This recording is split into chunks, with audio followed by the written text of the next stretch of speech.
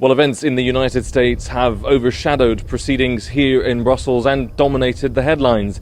This meeting was primarily meant to focus on support for Ukraine, but Donald Trump's suggestion that he would encourage Russia to do whatever the hell it wants against NATO allies who, quote, don't pay, drew criticism from several NATO members and from Secretary General Jens Stoltenberg. So any suggestion that we are not standing up for each other, that we are not going to protect each other, that does undermine the security of all of us, increasing the risks, and therefore it is so important that we, both in actions but also in words, communicate clearly that we stand by NATO's commitment to protect and defend all allies.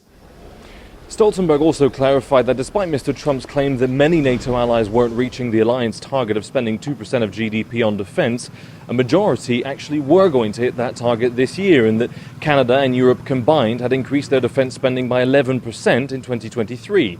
German Chancellor Olaf Scholz also said Germany will hit that target for the first time since the Cold War this year. While the former president may have grabbed the headlines, behind the scenes officials tell me that the work to continue to support Ukraine in the face of Russia's full-scale invasion continues at pace. Latvia have launched a coalition to supply Ukraine with advanced drones, including the Netherlands and other NATO allies. Defence ministers are also discussing how Europe can ramp up its supply of military equipment to supply Ukraine. So support for Ukraine will keep coming, but the prospect of a Trump presidency sceptical of NATO is looming larger and larger as the US elections in November get closer and closer. Alex Cadier, SABC News, Brussels.